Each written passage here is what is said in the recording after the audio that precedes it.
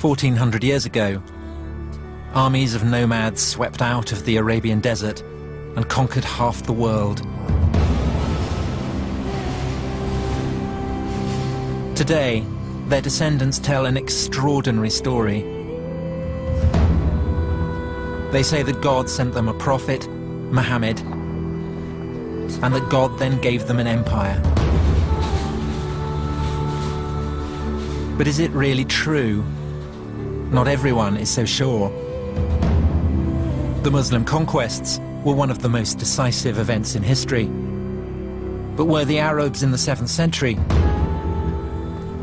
even Muslims at all?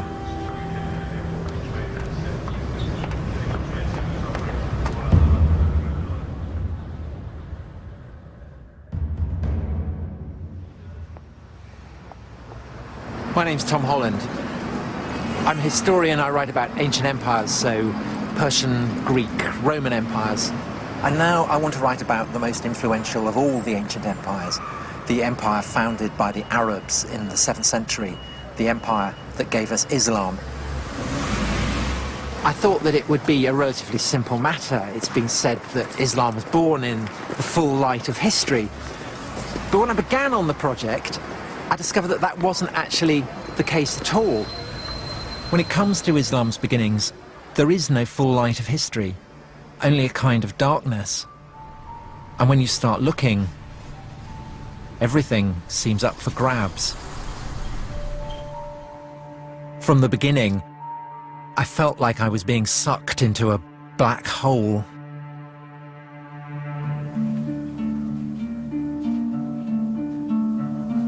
The problem of writing the history of the rise of Islam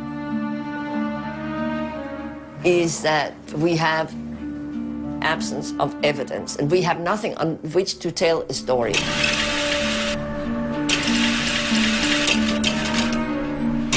I had expected Muslim testimony from the 7th century, but there's nothing there.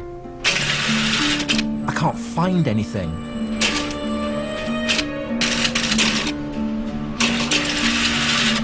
There's a problem here. You're delving into the origins of Muslims' deepest beliefs, but where is the historical evidence? Sometimes the belief of the believer and the understanding of the scholar cannot be squared. It's a choice between doing history and not doing history. And so I do the history even though it may hurt people. You have to say things that believers don't say, things that sometimes shock believers, things that sometimes make them very angry. There's a sense of the detective story about it. Why do most of the clues seem to be missing? When the Romans conquered the Middle East, they left behind all kinds of evidence, histories, inscriptions, coins. But with the Muslim conquest, silence. What can we actually say about Muhammad? What do we really know about the origins of Islam? Where to begin? Well, maybe we should start at the beginning of the 7th century.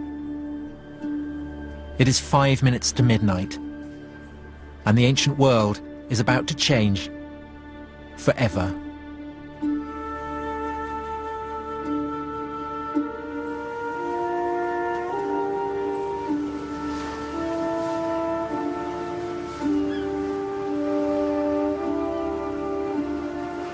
This is Istanbul. In 632, it was Constantinople. For 300 years, the capital city of the Roman Empire. A Christian city at the heart of a Christian world.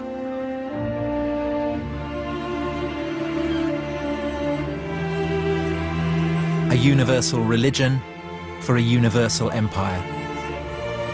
That was the Roman recipe for power. An idea fully appreciated by the Muslims when, almost 1,000 years later, they conquered the city and turned the largest cathedral in Christendom into a mosque. We know how and when the Romans became Christian because contemporaries tell us all about it. But what we don't know is how the Arabs became Muslim. Take a journey into the past, and you can't be certain where it's going to end. History is like a labyrinth. Once you're inside, who knows where it may lead?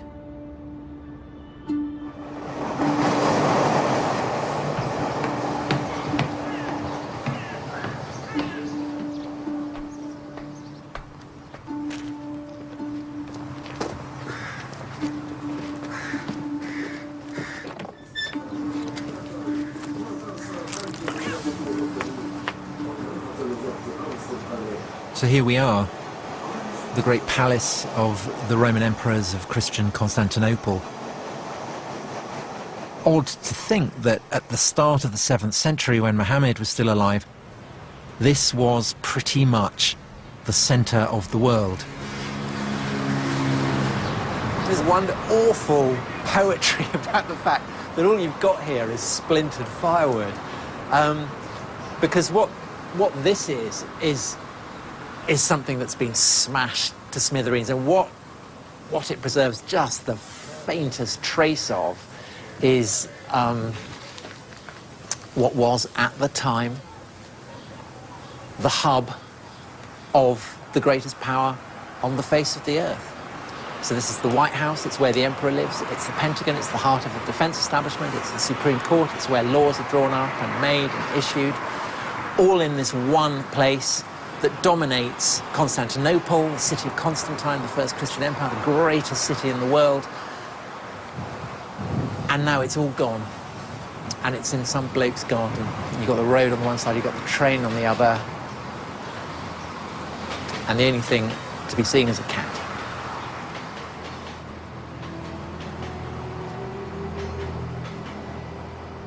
By 630, the Roman Empire had just overcome the worst crisis in its history. Its old enemies, the Persians, had overrun its fairest provinces. Persian troops had reached the very walls of Constantinople itself. Then, after 25 years of war, the Persians were defeated. The Roman Emperor was, once again, master of the universe. At such a moment, how could he have had any conceivable idea of the ruin that the heavens had in store for him?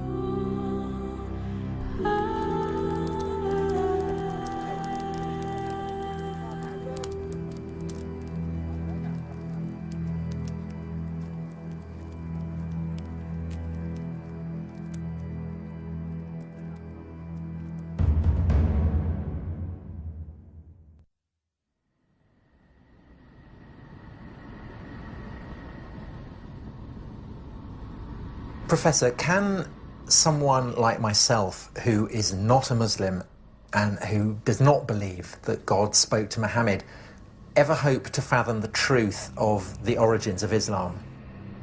No.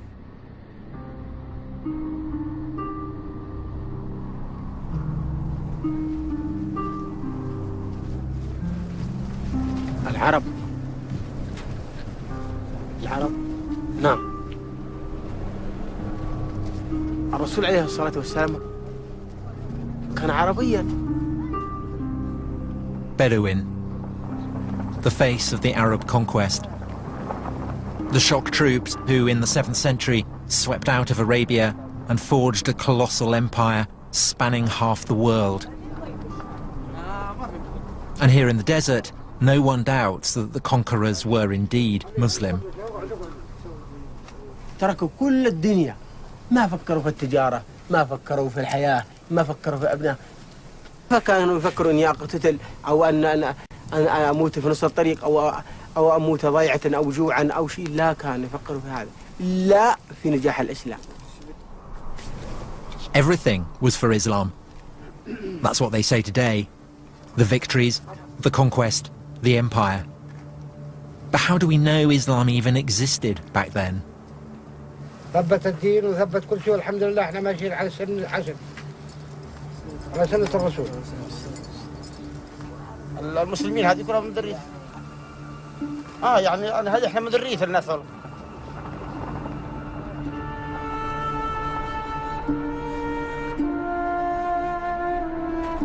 To the ancients, the Arabs were notorious savages. Of all the peoples of the earth, the most despised and insignificant.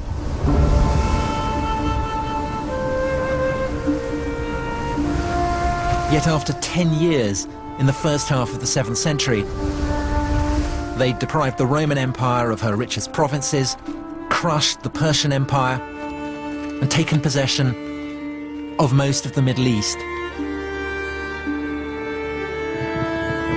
A staggering achievement. For most Muslims, a miracle. Only God could have made it happen. Bedouin Arabs. They're the margin of history during the Roman Empire. That through such a people, the whole of North Africa and Spain should be transformed in just a few decades, and a whole new civilization created within a century from China to France.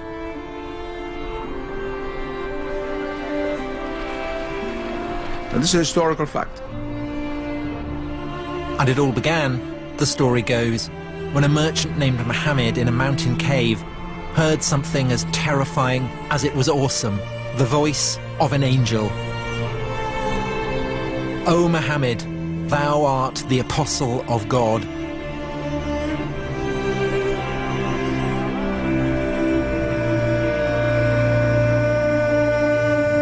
God had spoken to the Arabs.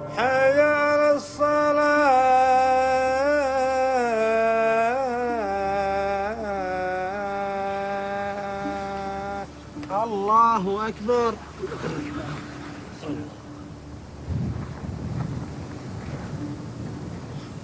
Allahu Akbar. The message was as clear as it was elemental.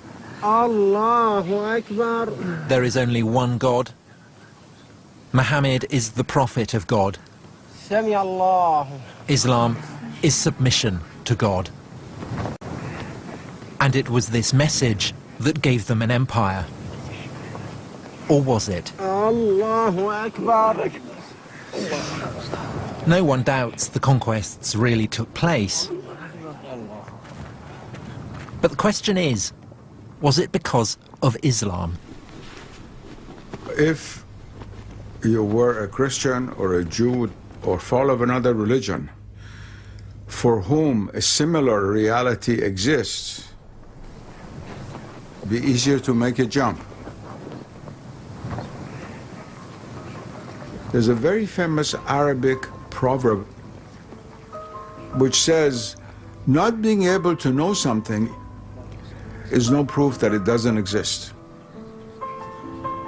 But making that jump, taking a leap of faith, isn't as easy as it sounds.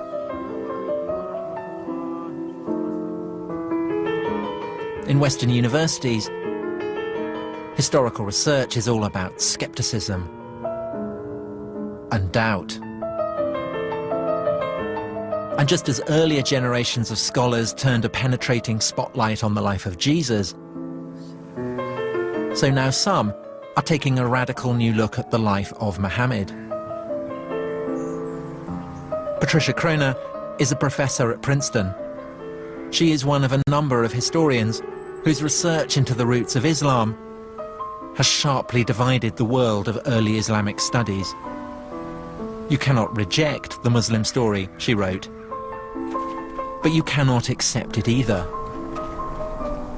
The only solution is to step outside of the Islamic tradition and start again. There is a curtain as regards Muhammad that you can't get behind. What do we know about him and his life? Well, we know that he existed. We know that he was active somewhere in Arabia. We know that he's associated with the book, the Quran. He was the one who uttered it. But it doesn't get us to what actually happened, which is what, of course, a historian would like to reconstruct. We have absence of evidence.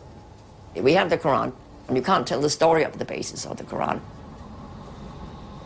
We have various early non-Muslim sources. They don't add up to a story. We have nothing. We have this one book out of a nothing. There's complete darkness. But here, that's not the way they see things. The Bedouin think they know everything about Muhammad. His character, his wives, even his favorite food. This is a whole world founded on stories of Muhammad. كان يعيش الرسول على الجمال، وكانت هي الوحيدة الذي يتنقل عليها البدو والأجمال والإسلام، وإحنا على هذه نعيش ونتحمل الصبر إن الصبر كويس، ونصبر على الماء على الظما والأكل والجوع. ولكن هذا يعاني فيها الرسول وكانت الجيش لأجل الإسلام، لنصبر هذا الصبر، لنقطع هذه السحاري، لننشر كلمة الإسلام إن شاء الله.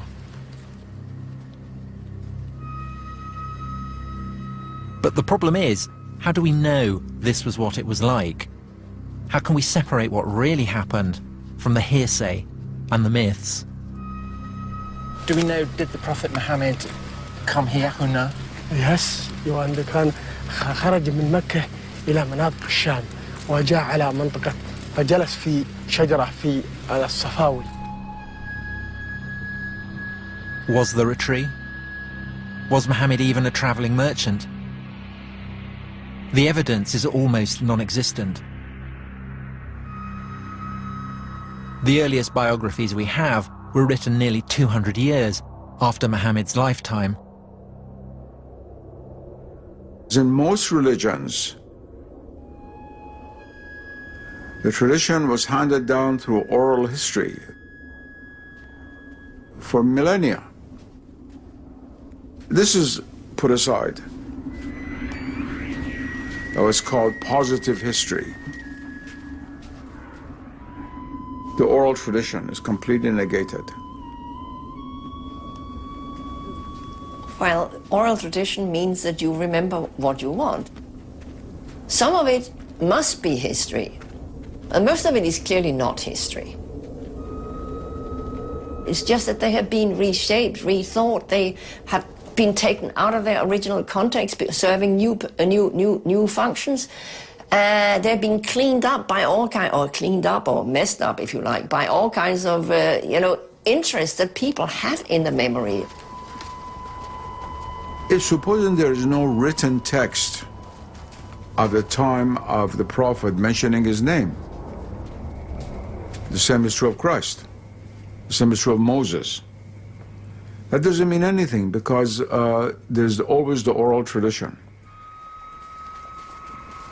Sometimes if you have other sources from other points of view, you can suddenly see what it is that's been changed, and then when you can see that, you can also see why it has changed. But because Islam arose in a relatively remote corner of the world, we don't have these checks. We don't yet have the key that can unlock the tradition.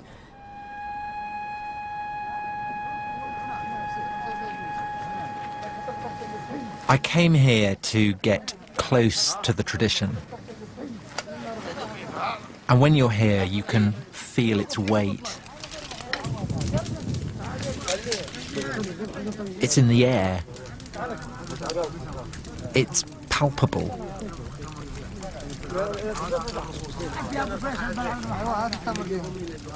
It can't just be brushed aside. Millions upon millions of people believe it. This is their history. An entire moral universe has been built around the stories told of Muhammad. هذا أيام الجاهلية قبل الإسلام.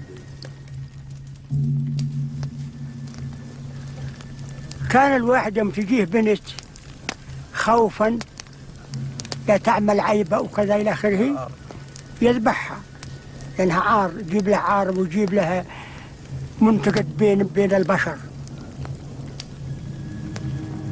فيجيب البنت ويدفنها ويحيى، بعد ما يدفنها ويحيى صح. عمر بن الخطاب له بنت وجابها وده يدفنها، حفر لها وده يدفنها، جاء الرمل على شاربة من هون، جابت بيدها قامت تقول بالرمل كذا مشي عن مشي، حفر لها ودملها. جاء سيدنا محمد صلى الله عليه وسلم أوقف كل الأعمال هذه.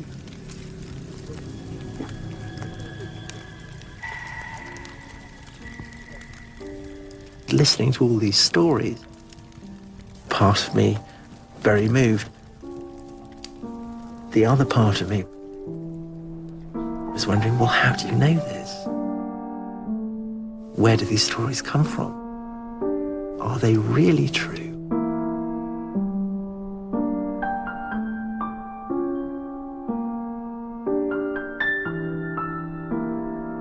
Gradually in the West,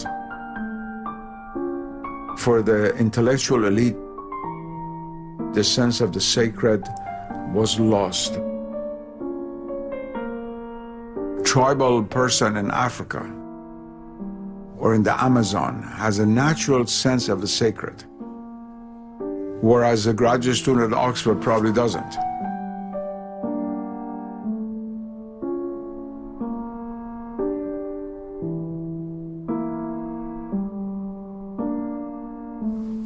الله أكبر.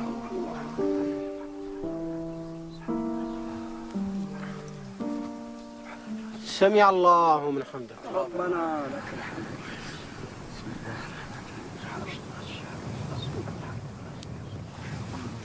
الله أكبر. الله أكبر. سبحان الله. الله أكبر. الله أكبر. يا رحمة الله. الله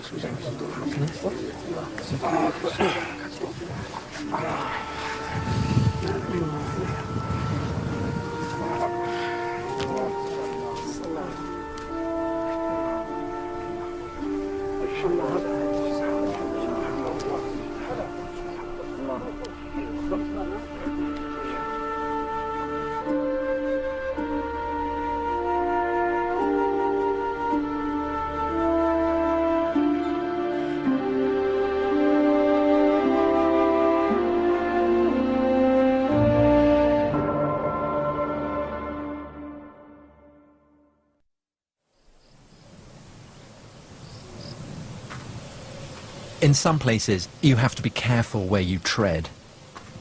Muslims believe that from the very beginning, the great Arab conquests were all about Islam. But in the 7th century, you can barely find a new religion called Islam anywhere in the historical record. And that's why I've come here. This is Jerusalem. They've been building walls here for a long time.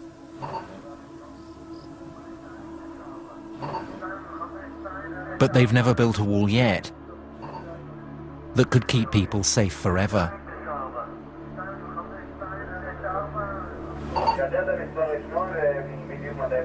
Historically, the capital city of God has always been one of the world's most conquerable places.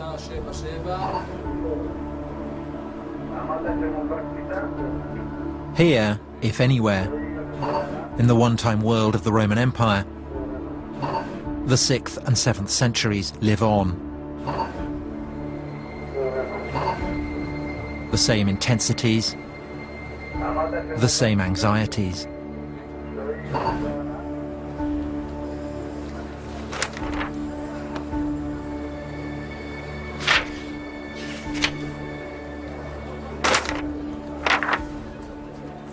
For thousands of years, Jerusalem had been shaped and mapped by the religions of its rulers.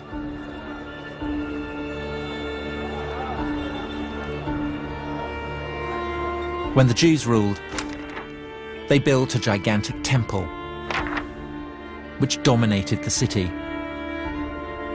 Later, when the Roman Empire became Christian, Jerusalem was transformed into the world centre of Christian pilgrimage. Look at the street plan now, and you saw a map of a Christian world. The Jews were gone, airbrushed out of the picture. The Romans constructed a new Holy of Holies, the Holy Sepulchre, a vast cathedral raised over the traditionally accepted site of Jesus' crucifixion.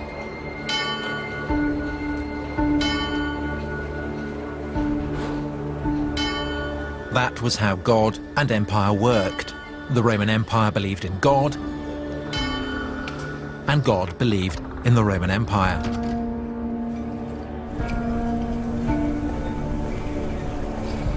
But then, in the year 636, God changed his mind. Arab marauders appear outside the walls. Sophronius, the city's bishop, writes that it is too dangerous to leave. The Arabs were closing in, and there was nothing people of Christian Jerusalem could do about it except to stay where they were, look out from their walls, and await the arrival of the Arabs.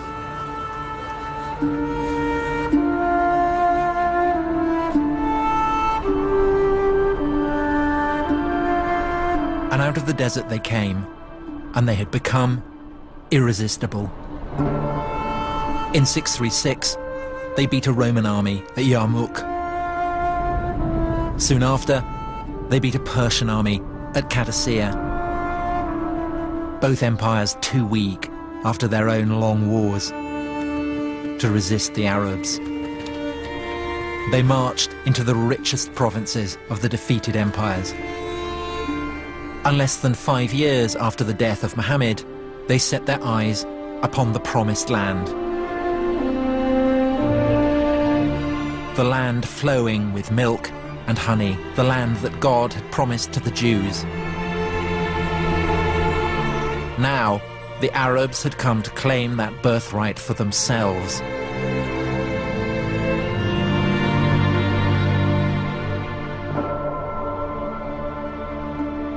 The children of Israel had made it a Jewish land. The Romans had made it a Christian, holy land. If the Arabs did arrive with a new religion, then we should be able to find its imprint here.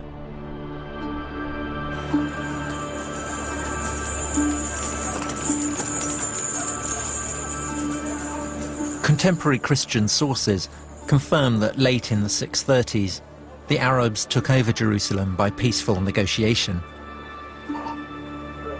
But what they don't say is what the conqueror's religion was. The truth of the matter is we don't know what was the true religion of the first Arab conquerors. We have a problem because this group of people from Arabia is tiny, and they're ruling over much larger populations who are very well versed theologically, of Christians and Jews and Zoroastrians, of very sophisticated religious ideas. Why would these populations not have risen up in rebellion against their Muslim rulers if these Muslim rulers are trying to impose something totally different that was hostile to their own beliefs? What were the Arabs up to? What were their motives? We know they called themselves believers, but believers in what? Certain Christian contemporaries tell us that the Arabs believed in a single God and that they followed a guide or instructor.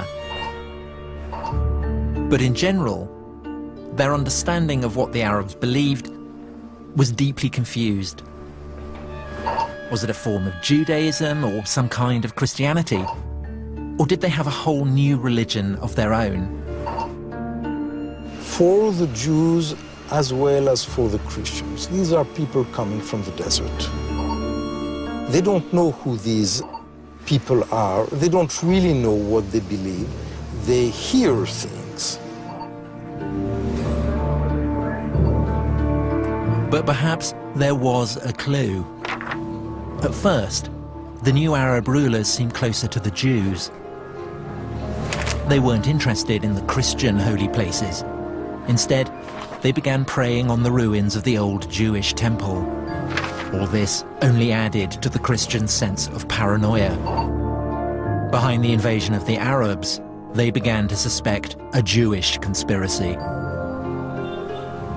The moment the Arabs took over Jerusalem, they headed straight up here to what then as now is a broad, open, man-made esplanade. The holiest place to Jews anywhere in the world. So the fact that the Arab conquerors came up here and started building a prayer hall on such a sensitive spot inevitably served to raise quite a few eyebrows. The Jews hoped that these Arabs from the desert come as liberators. They permitted the Jews to come back to the Temple Mount and pray there. And the Jews started believing that maybe there is something messianic in these people, and maybe their leader is the Messiah who will permit them to rebuild the temple. Christian theologians who speak about the Arab conquerors find it very hard to understand that they're dealing with a new religion. Who are they? One thing is absolutely clear. Nobody had any notion that the Arabs were doing what they were doing in the name of a freshly minted and coherent new religion, still less that what they were doing was in the name of something called Islam.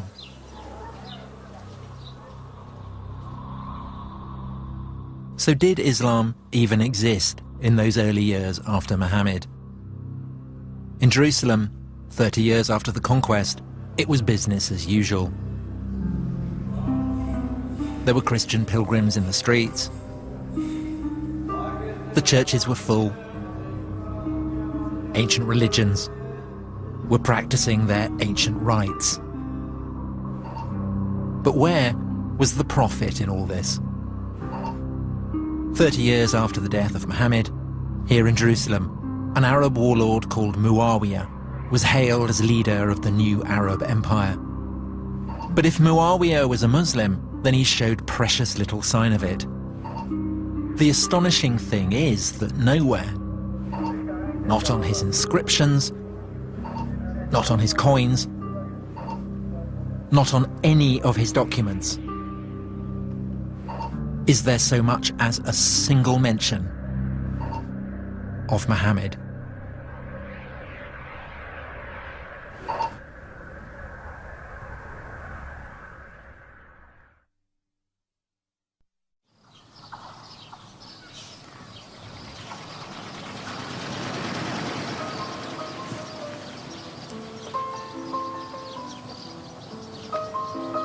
I've been trying to trace the origins of Islam. But it's a bigger mystery than I'd ever imagined. This is the Holy Book of Islam, and it's the earliest source for Islam that we have. Find out where the Quran was composed, and you find out where Muhammad was operating, and then you get a picture of where Islam might have begun. In the Quran, it tells Muhammad to follow the path trod by Abraham. Maybe that's the place to start looking.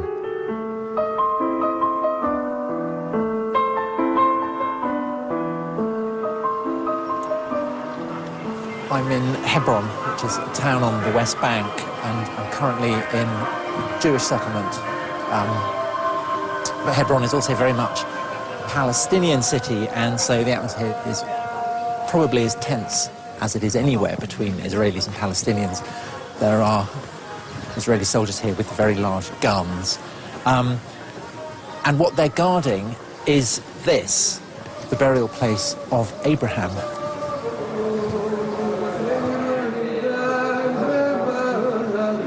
Abraham, through the line of his son Isaac, was the father of the Jews. When everyone else was still pagan, Abraham worshipped the one true God. And for this, God rewarded him and his descendants with the promised land, part of which today goes by the name of Israel. This is the tomb of Abraham. And the reason that the soldiers are here is that these are not the only people who regard him as their ancestor. And they're not the only people who believe that God gave them the promised land. On the other side of the grill are Muslims, and they tell a different story.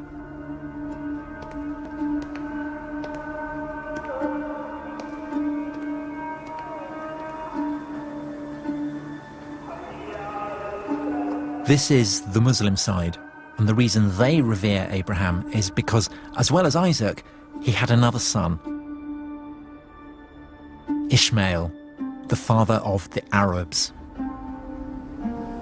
This is the tomb of Abraham that we saw earlier from the Jewish side, but we're now looking at it from the Muslim side. The significance of Abraham and this association that was made between Arabs and Ishmaelites, the children of Ishmael, is actually much older than Islam itself. It remains central to Islam to this day. According to Muslims, Abraham is their prophet, and the religion he founded was not the religion of the Jews, but Islam. And in the Quran, we read that Ishmael helped Abraham to build a house of God at a place called Bakkah. Neither the Quran nor any contemporary source actually specifies where Bakkah was, but Muslims now would have absolutely no doubt that Bakkah is another name for a place deep in the Arabian deserts. Mecca.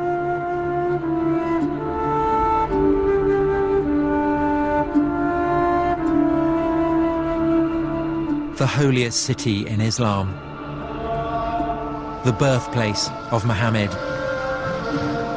This is the largest mosque in the world. At its center, the Kaaba, the house of God, first built by Abraham and his son Ishmael, on foundations laid by the first man, Adam. It is older and holier than anywhere else in the world.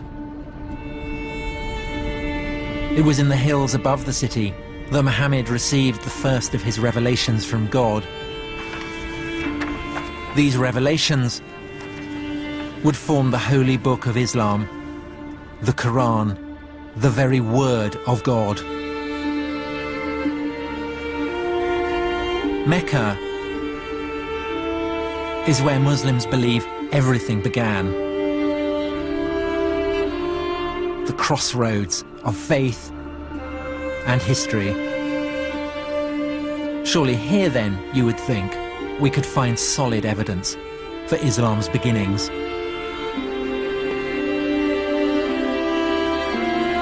But there is a problem. Aside from a single ambiguous mention in the Quran itself,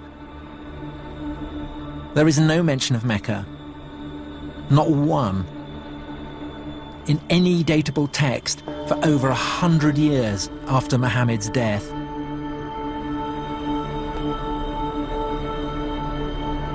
How can we know that Muhammad does come from Mecca?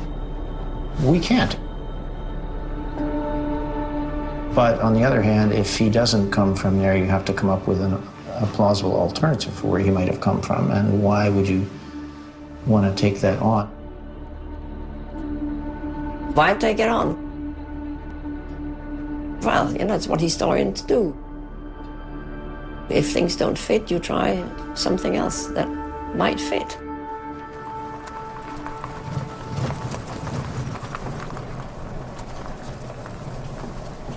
go. So this is it? Yeah, here we are. In the Quran, the faithful are instructed to pray in the direction of a holy sanctuary. But what it doesn't ever say is that this sanctuary stood at Mecca. And to some archaeologists, a few early mosques suggest something different. We're talking about one of the earliest examples we have of a mosque. And you date it 100 years after Muhammad? Somewhere within 100 years or so. Because here, as we go into it, you can see... This is it? This is it, yeah. This is the mosque? This is the mosque. And what you can see here, we have an apse which is not facing Mecca. It's not facing the south. It's actually facing towards the east, towards the sun rising. This is an example of the time before the direction had actually been preferred towards Mecca. So the implication of that is that at this early stage of Islam, the focus of prayer has not yet been absolutely fixed. The direction of prayer had not been well established yet. So it's a bit like the concrete hasn't yet set. It's that you can still play with it, you can still fiddle around with it, you can experiment with it. Very much so. Mm-hmm. Yeah. Wow. Not a decisive clue, perhaps. But it is suggestive that even though there are no Muslim sources, there are reports from Christian writers of the time that the Arab conquerors bowed their heads in prayer not in the direction of Mecca, but in a quite different direction, somewhere further north.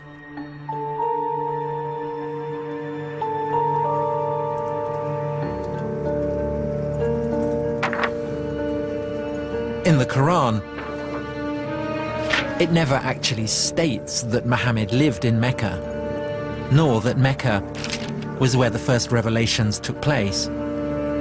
Does the material in the Quran point to Mecca being the setting for God's revelations to Muhammad? No, it doesn't. I mean, there is mention of a sanctuary. There is a sanctuary, for sure. But where is that sanctuary? That's, of course, we can't tell. It's devilishly difficult to sort of extract what the context might have been from the text itself. In Muslim tradition, the people of Mecca are pagans, worshippers of idols. But in fact, the people the Quran describes have a deep and sophisticated knowledge of the biblical tradition. The Quran retells biblical stories and alludes to biblical stories, not just biblical, but also post-biblical developments. All this is clearly known to the audience. It suggests that what we have is a kind of response on the part of, let us say, Muhammad, to the debates that were going on in Christian and Jewish communities, where they were debating theological issues and questions that come out of the Hebrew Bible and come out of the New Testament. And the Quran seems to be an effort to engage in the discussion. And so there's a strong connection with the late antique religious discourses that were alive throughout the Near East. So it's obviously not a pagan world we're looking for. The people in the Quran worship a single God, but it then accuses them of praying to beings other than God. And there's something else. The people the Prophet addresses in the Quran are farmers, agriculturalists. But there was no agriculture in Mecca. Mecca does not have an agrarian base. In Mecca, it seems to have been quite an arid valley. If Mecca is this barren, infertile place, how is it that in the Quran, the opponents of the Prophet are described as keeping cattle and growing olives and vines? Good question. This is one of the reasons why some scholars feel that the text of the Quran is really plugged into, say, Syria. Because that's where vines and olives grow, you would find much those further in north. Geographical Syria, right? You don't find olive trees in Mecca. So if Mecca wasn't the starting point of Islam, what was?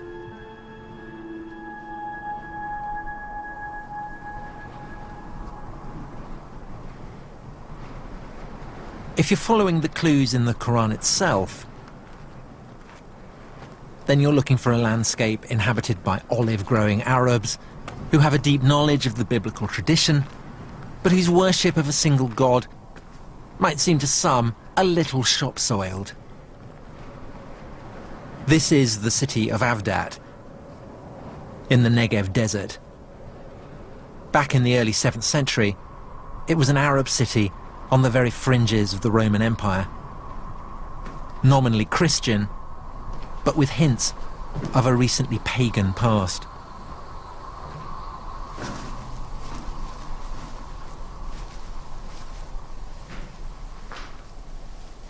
There can be no doubt that this is a Christian place of worship. There are 2 crosses on the ceiling, but there's also something very interesting in the corner, which is a bull complete with horns, and the bull is an image that very probably is drawn from much older native Arab pagan traditions. That doesn't mean that the Christians who built this were themselves pagan, but it does mean, I think, that they are giving their monotheism, their belief in a single god, a little bit of pagan colour. And that essentially is the crime that Muhammad in the Quran seems to be accusing his opponents of. But Avdat had more than the right religious complexion. It also had agriculture and olives. In the lifetime of Muhammad, all this would have been green. It would have been agricultural fields as far as the eye can see. Archaeology leaves no doubt that there was a sophisticated irrigation system here that really did make the desert bloom. And so while that doesn't mean that this Avdat is the actual spot where the Quran was composed, it does imply, I think, that the region as a whole seems to fit the wider context of the Quran better than somewhere much further south in the arid region of Mecca.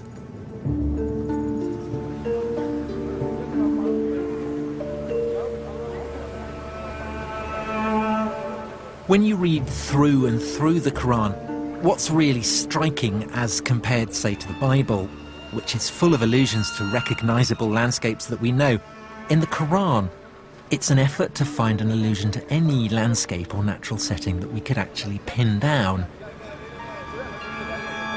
In fact, in the whole of the Quran, there's really only the one exception.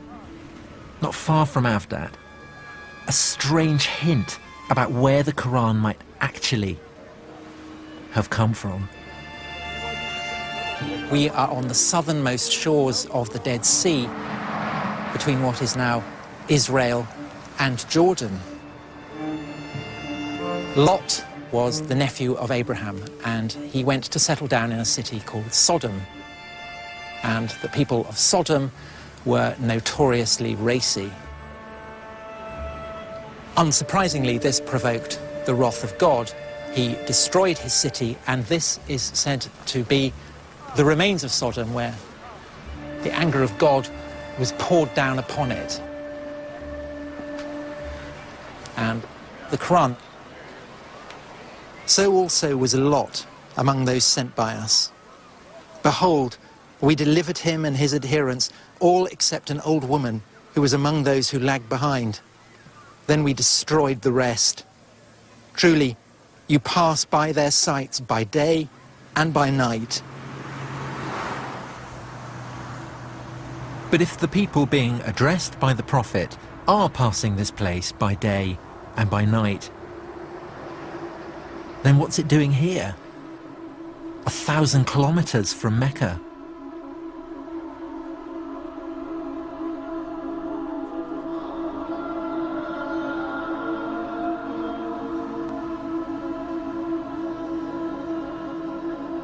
In terms of someone who is looking for clues, you are very much in the situation of someone who is panning for gold. And I think that this passage is just one little fleck.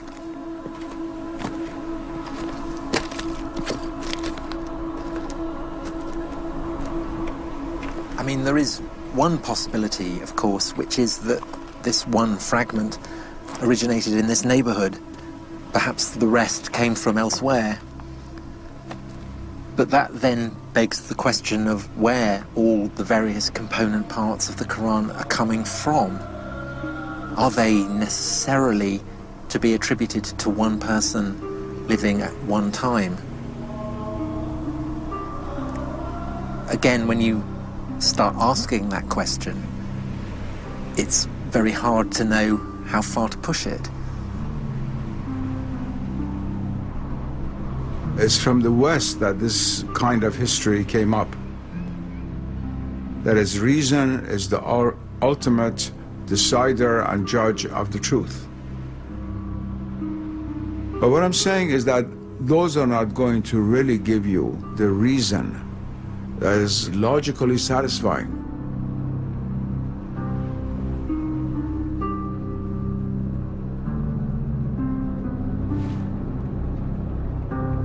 Where do you think the likeliest place of its origin? Well, that I don't know. That I don't know. I don't think I should speculate on that. Okay, all right. Okay. My greatest fear is that I'm completely wrong. I do sometimes wake up in the middle of the night and think I've got it completely wrong. Once the world is reduced to a mechanical world, then all other levels of reality lose their status as being real. And they're relegated to the realm of so-called superstition. And what is not seen is considered not to exist.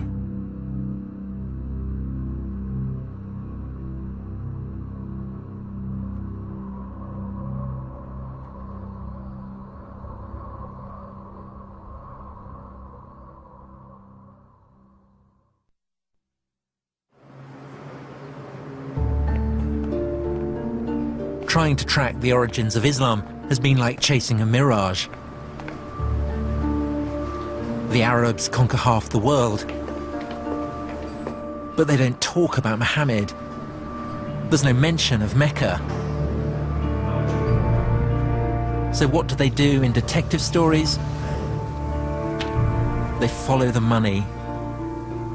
Any of these? What's the first coin that actually mentions the name of the Prophet Muhammad on the coins? Do any of these coins mention Muhammad by name? With Muawiyah. Yeah, but is the name of the Prophet Muhammad mentioned? No. Every coin tells a story. Every inscription conveys an idea of power. But sometimes what's not on the coin can be just as significant as what is. It would be nice to see the earliest coin that mentions Muhammad. The earliest coin that has Muhammad. Has the name of Muhammad. They don't have it, but because it's odd that we're 60 years on from the death of Muhammad and no mention of Muhammad. For nearly 60 years, the rulers of the Arab Empire didn't put Muhammad on their coins, and then they did. Maybe 60 years was what they needed to work out what the story really was. Maybe the issue isn't why Muhammad was not on the coinage at the beginning, but how he got there in the end. What if I've been asking the wrong question?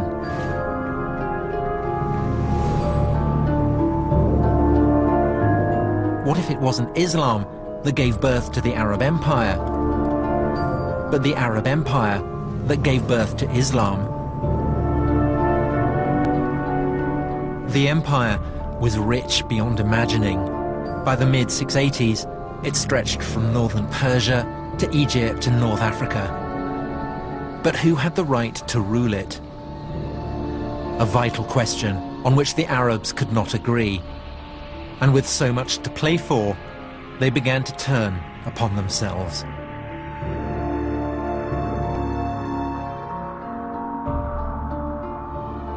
It's 680.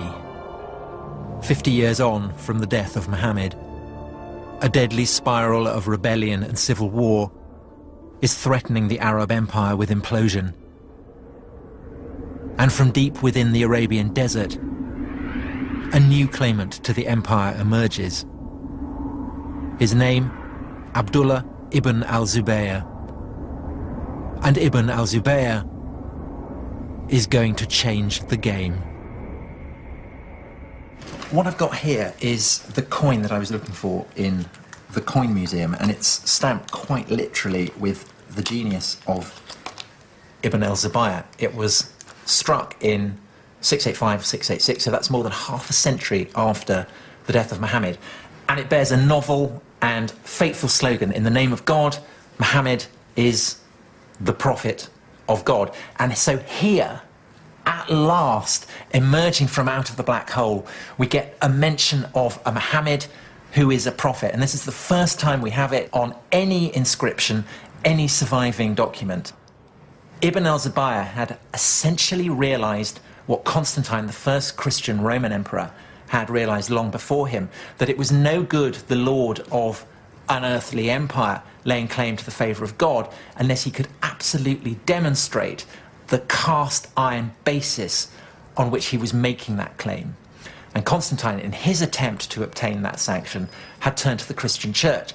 But Ibn al-Zubayr turns to the figure of Muhammad. Now, as it happens, Ibn al-Zubayr loses the civil war. He is defeated by a rival warlord who lays claim to the empire of the Arabs. But the discovery that the name of Muhammad can be used to buttress earthly power, that is not forgotten.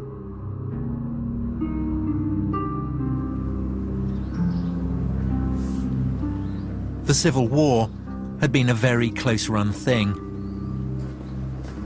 And the victorious warlord, Abd al-Malik, had no intention of ever again allowing Muhammad's legacy to fall into the hands of a dangerous rival.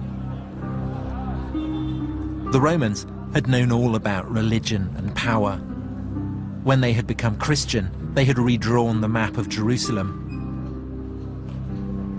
Now, Abd al-Malik set about fashioning a holy city of his own.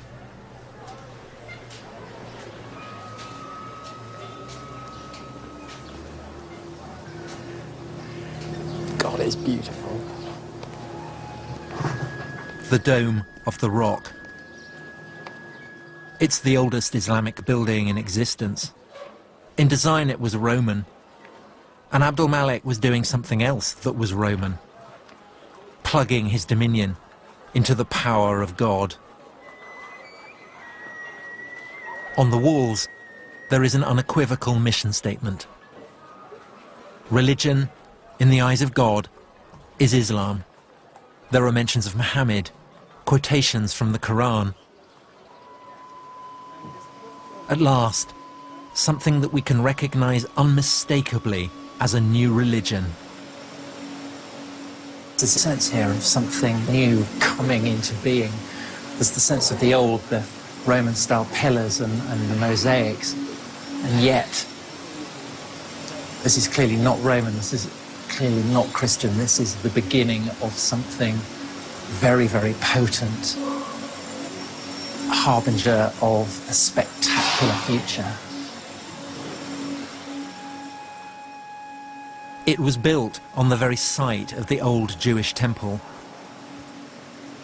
Down here, the foundation stone of the world, the very junction of heaven and earth.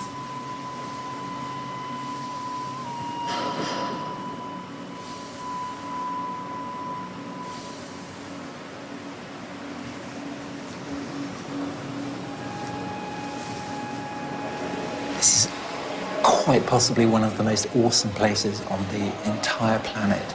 It is deeply, deeply holy, not to one, but to two great religions. It's the place where Jews believe God inhabits on earth, the Holy of Holies, the Shekinah. And to Muslims, it is the cave that Muhammad prayed in after being brought here from Mecca before he ascended to heaven to be confirmed as the seal of the prophets. So, in religious terms, this is like a sort of nuclear reactor, firing out isotopes and power.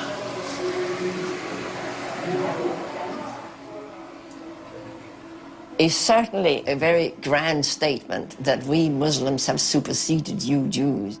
And we have superseded you Christians by being filled with inscriptions directed against Christian Trinitarian beliefs. So it is Muslims saying, we are here, we've come to stay, and we are the winners. Abdul Malik now rules his empire as the deputy of God, just as the Christian Roman emperors had done. And like the Roman emperors, he has built a house of God in Jerusalem. But Abdul Malik, Lord of Jerusalem though he is also an Arab. Perhaps for Arabs, Jerusalem, for all its ancient and unrivaled potency, owed too much to the Jews and Christians to stand alone as the holy city of the new Arab empire.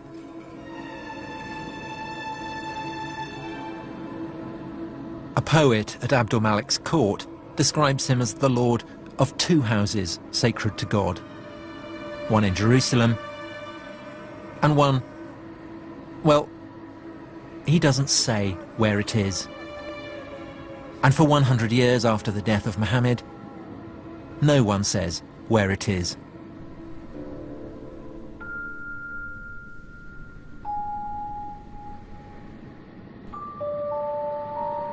All sources go on calling it a place in the desert. It's a sanctuary in the desert, without giving it a name. And at some point, this sanctuary must have been fixed at Mecca, in the middle of the desert. But why?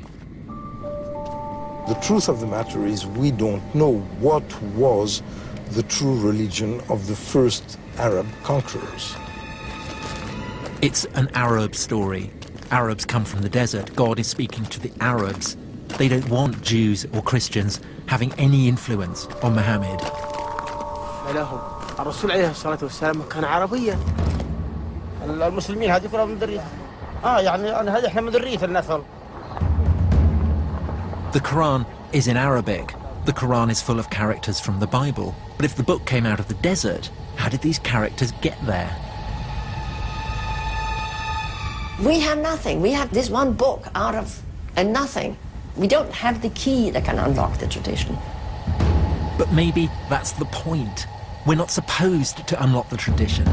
God's message comes to a prophet. The prophet lives in a desert. There is no room for anyone else. It's remote. It's remote. It's uncontaminated. It's pure. It's a place where we can rule out that Muhammad got his ideas from others than God.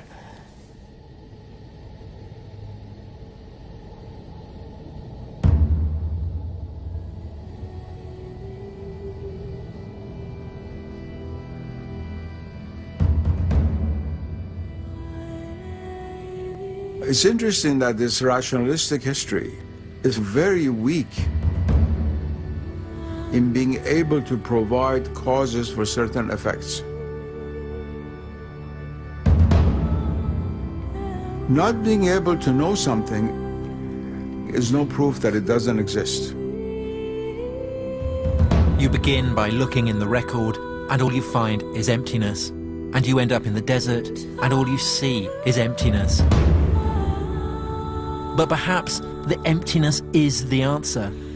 Maybe Mecca gave Islam what it most needed. A blank sheet where Muslims could put their prophet beyond the reach of history.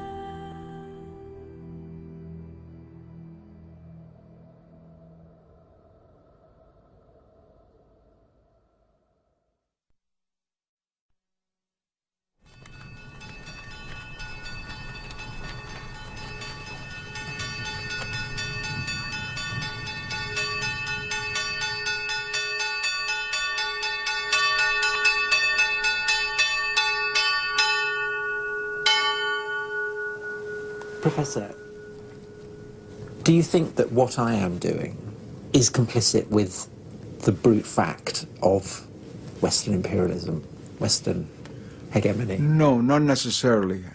As long as you remain aware of what you're doing.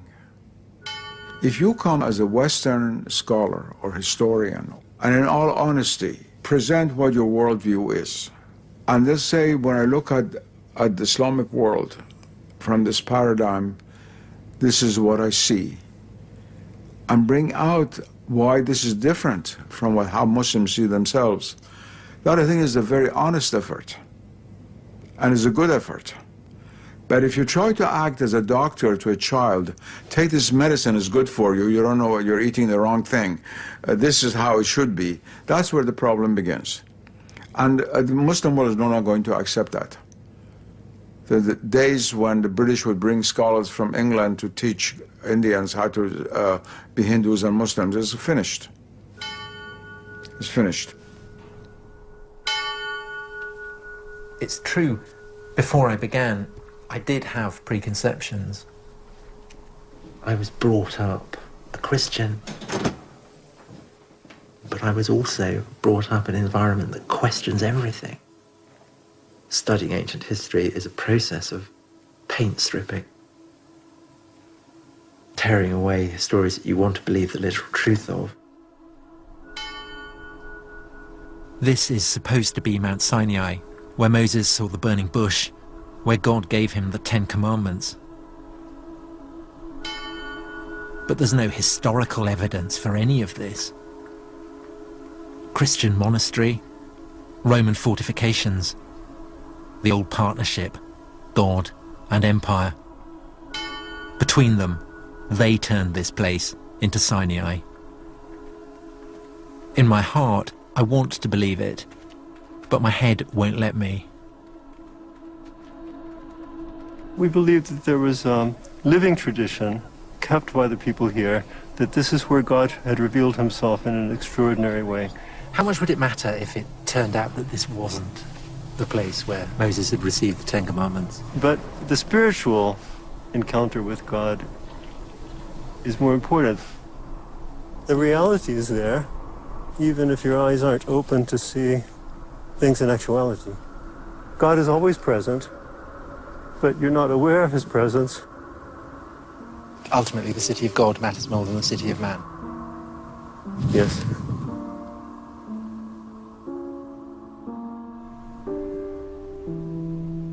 But as a historian, I have to presume that the city of God was built by man as well. I wanted to map the human past in human terms, to make a map that fits the facts. But I travelled to places where the maps revealed a heavenly plan, sacred lands,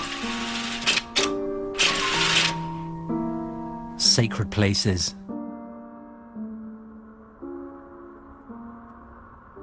A world where you don't have to believe in God to feel the power of God.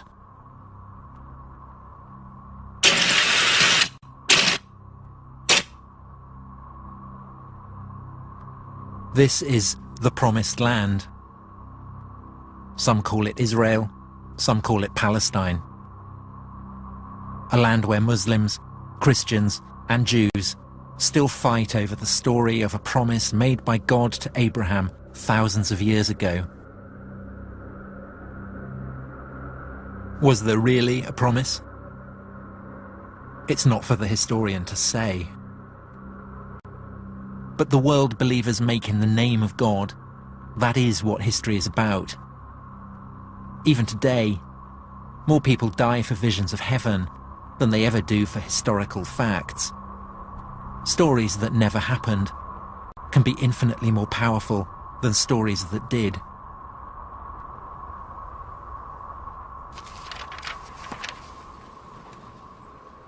I set out to write the story of the beginnings of Islam. If you're a Muslim, then there's no problem. Everything is explained by God. But I'm not a Muslim. And I don't think that civilizations appear like lightning from a clear blue sky. What I think now is that Islam emerged from a whole range of circumstances. From the religions and the empires and the convulsions of the world that witnessed its birth. And yes, of course, it is still the case. The black hole that surrounds Islam's beginnings doesn't give up its secrets easily. But maybe we are getting somewhere. The search for the historical Muhammad, for the origins of the Quran, for the whereabouts of the first sanctuary, for the way Islam evolved out of the Arab Empire. These are pieces of a whole new story.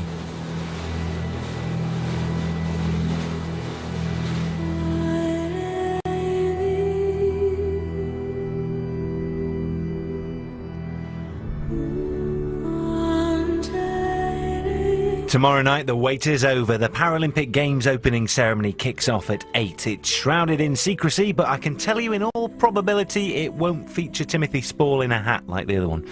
Next tonight, 2 houses and 5 garages were full of stuff 6 months down the line. How's the big clean out coming along? Catch up with the obsessive compulsive hoarder.